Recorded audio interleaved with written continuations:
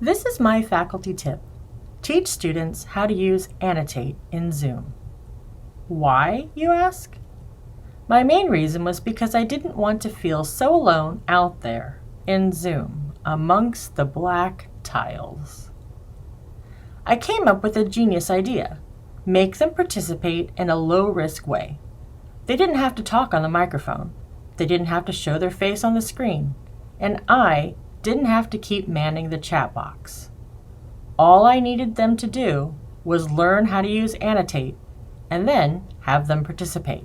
So this is just my example as if I were a student and I am viewing the instructor's PowerPoint or their slide set or whatever they have on screen. And now the instructor has just asked me to pick the correct sphere.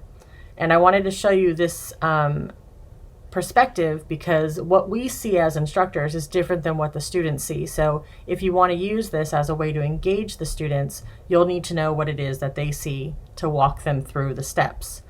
So in this sample, the instructor has asked me, the student, to pick the correct sphere, right? So there's all of these spheres here, and then the question on top is, physical activity is necessary to care for oneself, can be used to judge one's level of independence.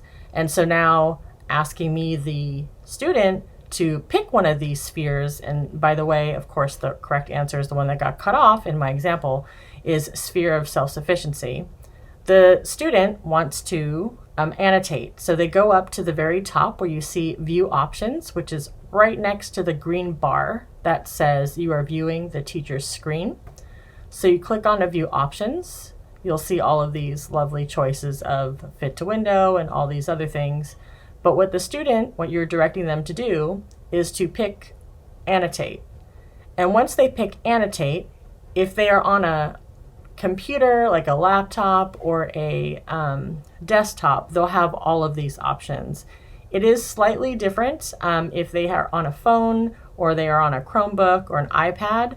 And so instead of this entire toolbar, what they'll generally have on their device is a little pen where they click on the pen and then they can mark it the same way. And so let's just say I wanted to change the color to white just because it would be easier to see. And you wanted them to check the right box. They could go on to draw or select the pen that they have on their other device, and then they just mark it right onto your PowerPoint. So that's a really quick, easy way to ask them to get engaged, which I think is always really nice, just for a second, it doesn't take too much time.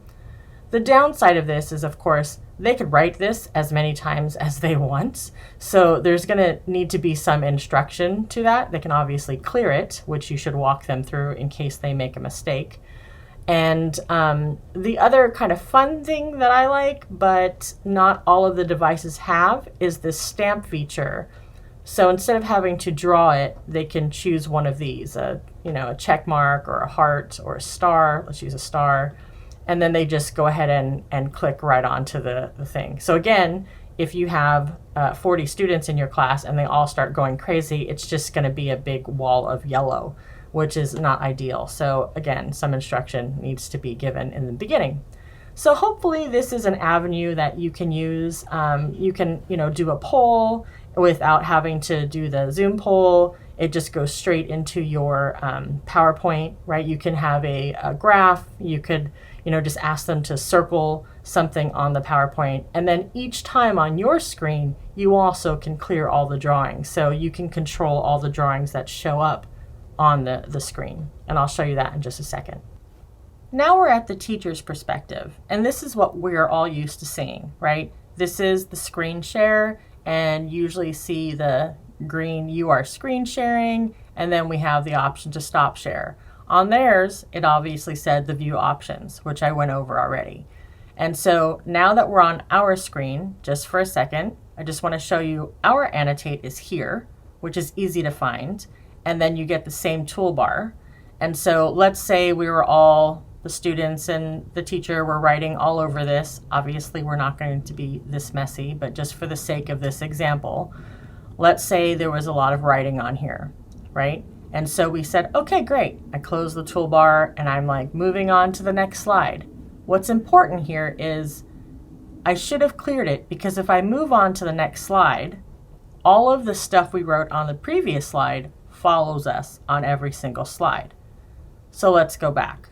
When we are here, and after all the students make their choices and they write all over the screen that you want them to write over, you then go back up to this piece where it says Annotate, and then you click on Clear. And your choice is to clear all the drawings, which is what I generally do because I'm moving to the next slide. But if you wrote something that you want to keep and you were just wanting to delete theirs, you would do clear the viewer's drawings. So again, I clear them all, and then I move on to the next slide.